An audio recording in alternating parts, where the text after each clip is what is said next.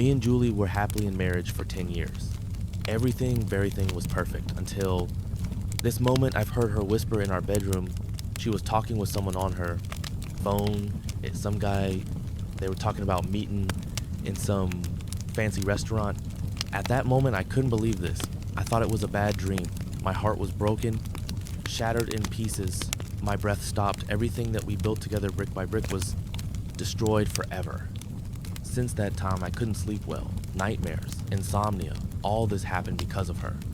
I started to notice things that I never noticed before. Her stealthy look, nervous movements, when her phone was ringing.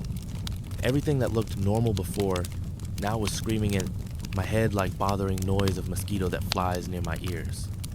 I was patient because I was scared to admit obvious thing, was scared to lose her, although I knew I lost her, but one day I lost my patience.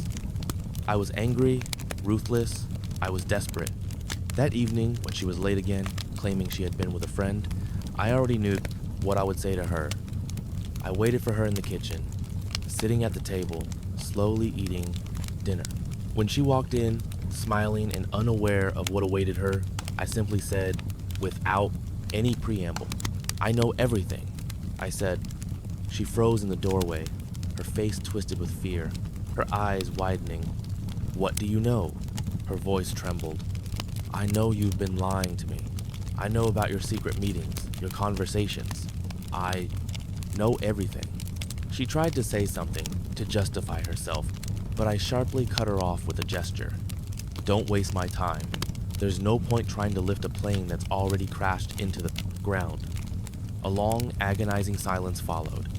Then I stood up, walked closer, and, looking her dead in the eyes, said, "You have about 2 hours to pack your things." "But where am I supposed to go?" she asked, trying to hold back the tears welling up in her eyes. "I have no idea, and I don't care." In the days that followed, I methodically dismantled her life, precisely and coldly. I exposed her secret to her family, friends, and acquaintances, not hiding the shame she had been living in. I kicked her out of the house, stripped her of all the comforts she had grown accustomed to. I watched as she lost her confidence, her friends, the support of her loved ones, and her reputation. A couple of years ago, after listening to my father's friend, who had spent most of his life working as a divorce lawyer, I had included all the necessary clauses in our prenuptial agreement to define the consequences for the party who committed infidelity. And her situation, to put it mildly, was not good.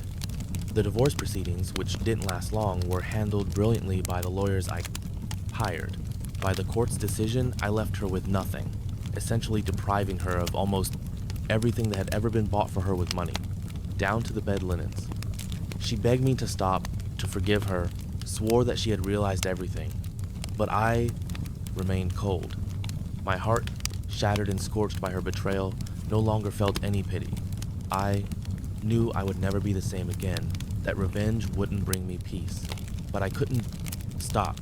These new emotions fueled my moral trauma, and at the same time, with each new thought I acted upon, it felt as though I was proving to myself that there was no reason to doubt any of my actions. After carrying out everything I had planned, I didn't feel a shred of guilt for what I had done. Her suffering didn't bring me pleasure, but I was genuinely satisfied with how things had turned out.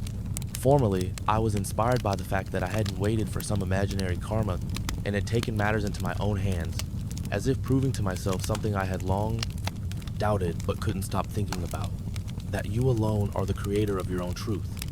Only you can put an end to the disrespect and injustice done to you.